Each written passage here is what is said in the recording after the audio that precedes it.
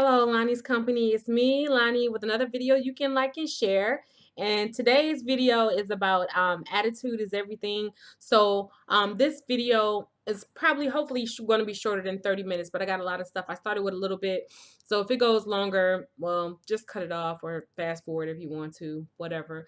But I wanted to get this out because a lot of time I would always say attitude is everything. When I first got my certification for life coaching, and it also spills over into relationships. So I want to talk about how you can be extraordinary. Your attitude can determine, if you're going to be in a relationship or have your job or do well on a project or whatever it could. Your attitude, getting the okay for a project or whatever could be determined by your attitude. And you can make yourself out. This could be two videos, but I want to kind of lump them together because I came up with this idea that you don't have to be extraordinary to do extraordinary things, and that's part of having a good attitude. So a lot of people, I think when they're trying to get into a relationship, they're looking for this extraordinary person, which you will probably never find because nobody is perfect. And when you think of extraordinary, you thinking, oh, this person is perfect, they have no flaws, they have everything on your that you want. That we always talk about, being the things that you need, having the things you need, but love kind of trumps some of those things. You have to have the things that are necessary, that are needed in a relationship for you to be able to thrive. Because say you don't have any income or whatever, you may need someone with a little bit of income. And like, if you have a little bit of income, you may need someone with a little more income or whatever. So that might be a little bit of a need, what I'm saying, based on survival and things like that. But you should have something to offer some income or try. But I'm not saying you shouldn't look for love if you don't have income or anything like that.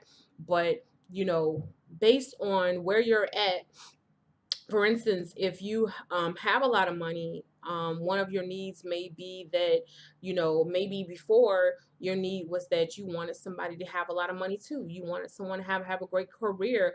But since you're making a lot of money and you really want love at the time, that person that has love and just has a low income or no income can help you, by working part-time or just handling things at home so that things are okay when you come home. You don't have to worry about cooking and cleaning and all that stuff. So anyhow, so we're going to talk about attitude. So have you ever been in a situation where your attitude got you a promotion or got you something great, a green light for a project? Or have you ever been in a situation where your attitude caused you to get in trouble or lose a job or lose a project or do bad in a class because you got mad at the teacher and gave them a piece of your mind, or got in trouble with the police because you gave them a piece of your mind, or you had a bad attitude. So some of the things that can make you extraordinary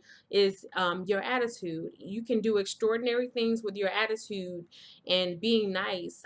For instance, not arguing when you're mad, waiting a while. I actually learned this from my sister. She's like, if you are having a confrontation, be it at school, at work, at home with friends and family or whatever, instead of reacting and saying something that you will regret, because they're not going to remember what they said. They're only remember what you said. So like Pastor David Hawkins at the Live in the Word Church, he was saying that, like, if you're on your job and you're on your computer and someone starts messing with you, or you're in a plan, or you're in a restaurant and say you're a waitress and the cook starts saying bad things at you, or another waitress or something, then you just keep doing your work. Say, have a nice day, and you keep doing your work. So they can never say you said something because you didn't say anything to them, but have a nice day.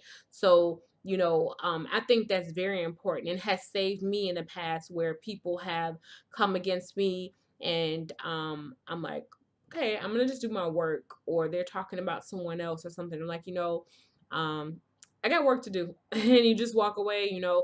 Don't get caught up in talking about other people, that's part of doing extraordinary things. It just, and you do more and more extraordinary things, and then people just think you're extraordinary, such as in a relationship, making food from scratch. Like, a lot of women and men nowadays go for the fast food. It can make you fat real quick. Like, I had lost weight, and then, when I start working, I might be trying to get to work, and so I have to stop and grab something to eat.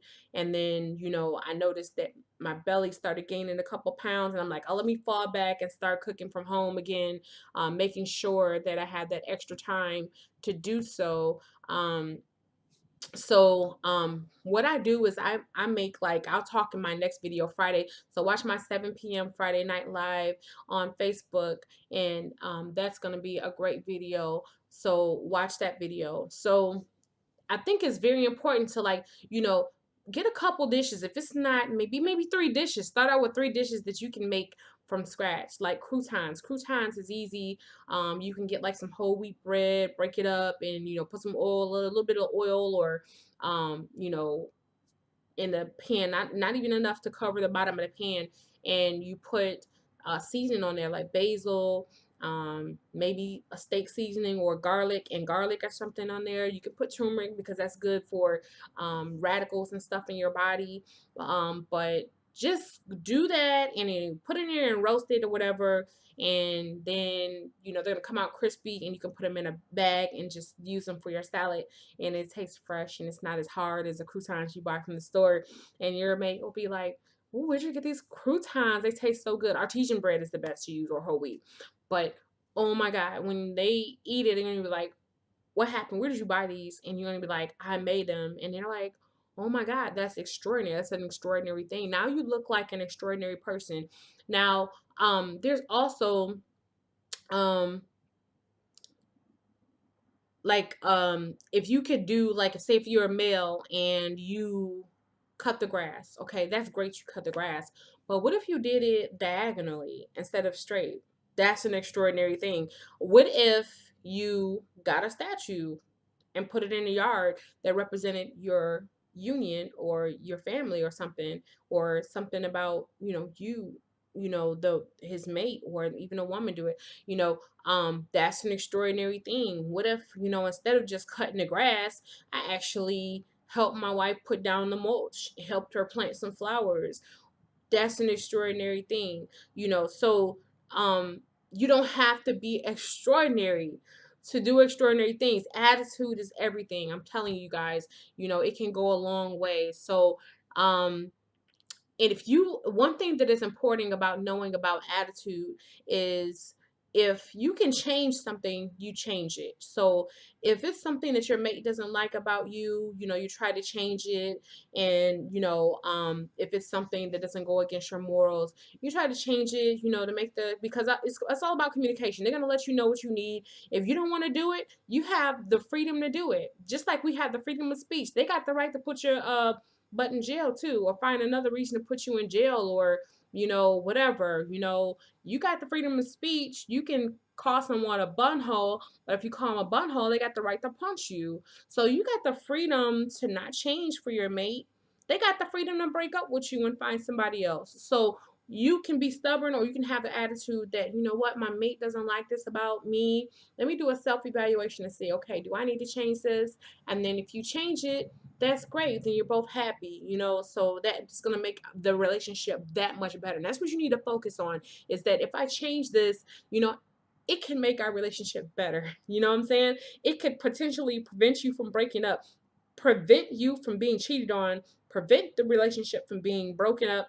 But I mean, it shouldn't prevent you from, you shouldn't be worried about it making him, this person cheating on you because you didn't change. Because if you're with the type of person that's going to cheat on you because you didn't change or something, then you got the wrong person. You want the type of person that, if it's going awry, they'll just break up with you. They don't want to hurt you. They respect you enough and they love you enough not to cheat on you, no matter what.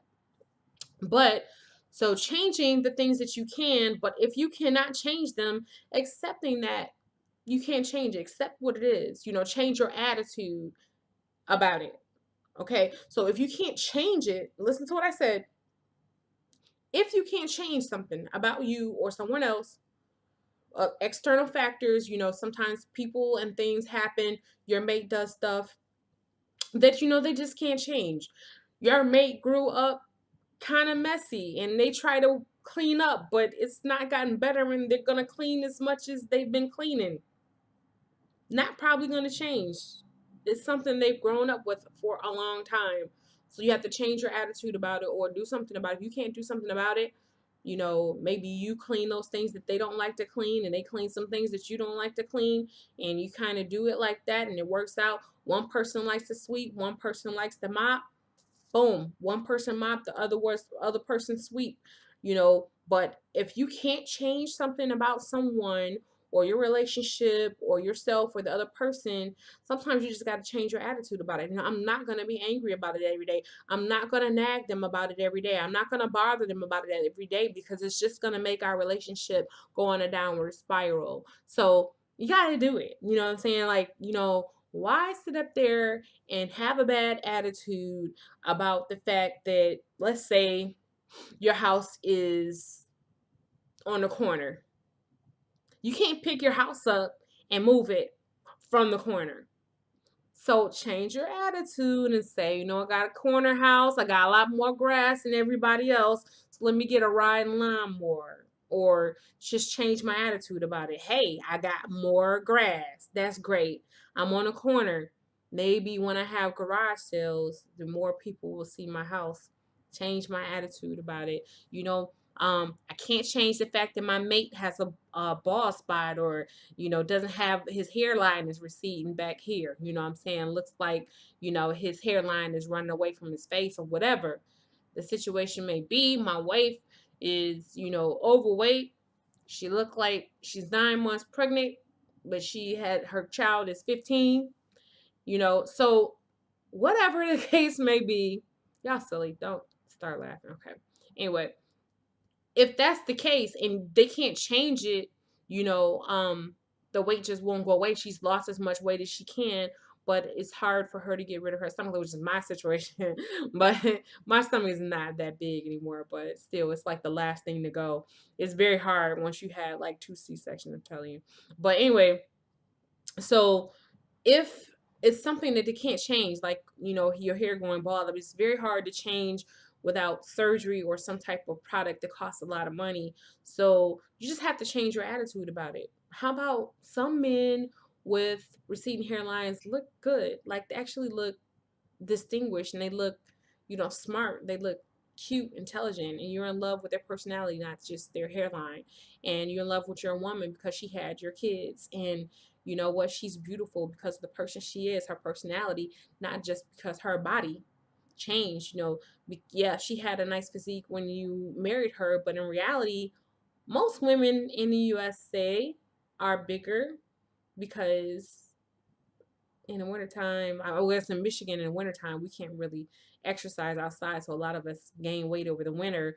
But in the US, we have fast food places on like every corner, in every city, a couple blocks down, you seeing McDonald's, Burger King, and then we're in a fast paced society. We're working and eating and whatnot. So, so just be like, I'll deal with it, but I'll work with them on it while they're going through it or changing or whatever. If your mother catches cancer, if your father catches cancer or your mate catches cancer, there's nothing that you can really do about it but be there with them and change your attitude about it. Don't think, oh, something's gonna happen, I'm stuck in this situation, I got to take them and take care of them, when they're sick. Change your attitude. It's not, what if you had cancer? What if you were going through that situation? Wouldn't you want someone to be there for you? Wouldn't you want someone to take care of you and not leave? And that's another thing, is fight for your mate. You know what I'm saying? Change your attitude, because a lot of people, you know, um, when their mate leaves, or they upset them, like, they don't even realize what they did. You won't even do a self-evaluation. Soon as someone splits from you, you're like, oh, they left, or they broke up with me, or they cheated. what did you do to make them cheat? What did you do to make them leave? We are so scared to point the finger at ourselves, but there is so much to be gained from blaming yourself, because you can't really do anything about external factors except for change your attitude about it. But things that you can change yourself are blaming yourself and saying, what did I do in a situation? It might not be just your mate because they just wanted to cheat, and that does sounds bad, and nobody should cheat, but people don't cheat usually just because they feel like cheating. You know, if they had a monogamous relationship before and then they started cheating, something changed in the relationship to cause them to want to cheat. Or maybe they're just, they wanted to cheat. Some people just get a thrill out of cheating and you married the wrong person. But just looking at, what did I do to change, to affect that situation? Was my attitude bad? Was I nagging all the time? Did I not pick my battles on what I wanted to fight for or what I wanted to do? You know what I'm saying? Because you can really push a person away if you're not checking it. And check my other video on am I pushing him away? But if you are, causing grief by nagging and picking fights on every little thing. You left this on the floor. Why'd you didn't clean up? You didn't make the bed when you left. Really? You're gonna get back in the bed. I know, make your bed. I'm all for making your bed. I keep my bed made. I love it. But if I'm rushing out, I'm not gonna have a cow if my bed is not made. And if my mate, if I have a mate and he doesn't make the bed, I'm not gonna have a cow. There's other things that are more important. And then when he makes the bed or something, I could just say, baby, I really love it when you make the bed. And then those positive things create change, saying the positive affirmations rather than every time they do something wrong. Say something nice when they do something right. Even in employment, as a manager, when your employees do something right, say something nice about it. Like the place I work now, I love it. When we do something right, people are like, oh, that was great. You did a great job. Even the top boss will, come across and, he'll visit people and say hi, you're doing a good job and things like that. I really like it. So, people respond better to positive affirmations than to negative conflict. So watch the battles. If it's something small, you left a penny, it fell out of your pocket on the floor, don't worry about it. You know what? Pick it up. And then, you just mention, hey, I like when you put your change on in a container because it doesn't end up on the floor. I like when you do that. I think it's a great idea. Then that's positive instead of worried about the negative. You know what I'm saying? Changing your attitude. Attitude is everything. So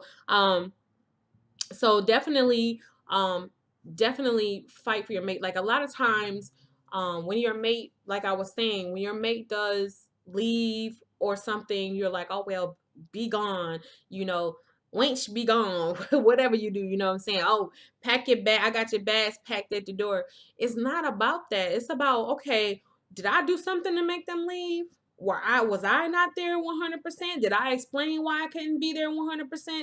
Did I explain why I didn't have their back? Did I explain why I nagged them till they left? Did I explain why I wasn't there and didn't get them flowers or present what they needed?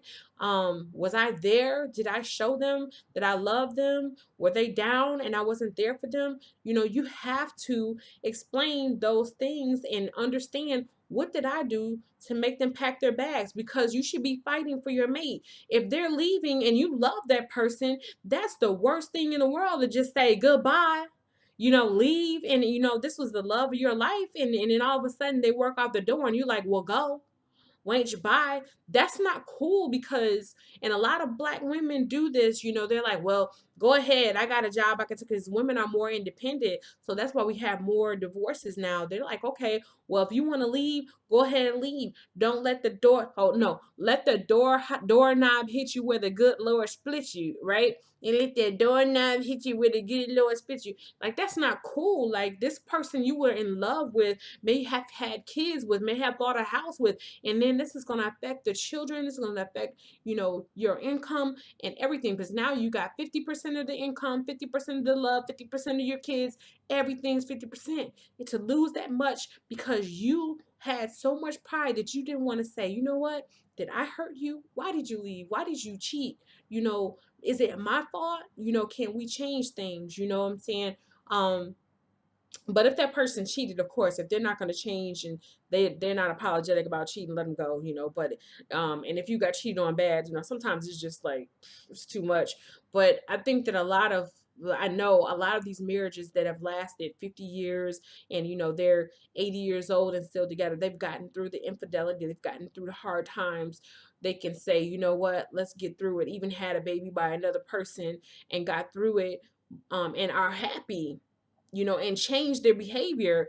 But if you're not communicating and changing your attitude, how can you change that behavior? So you have to say, what did I do? Did I push you away? What can I do to bring you back? You're the love of my life. We fight so much for our friends and family. We'll fight for our kids. You know, shoot, we'll fight another woman if they try to touch our man. Oh, you looked at my man, you touching my man. Oh no, let's knuckle up, let's fight. Oh no, you don't look at my man.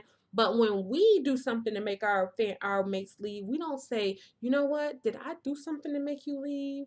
You know, we have to change our attitude about things. We're always, you know, their fault. They left me, they this and this, that. What did we do to push them away? Watch my push, you know, did I push them away video. So anyways, and then another thing I like to explain about sports, I mean about attitude is I have an example with sports. Like for instance, I was on a tennis team and then there was this girl who she was you know supposed to help clean up the balls after practice, and she didn't want to clean up the ball. She left, had an attitude, cursing and all this stuff, you know. I ran laps and played to them, not cleaning up balls. You know, the water girl can't clean up the balls or whatever. So she left and you know, of course she got cut from the team for her attitude.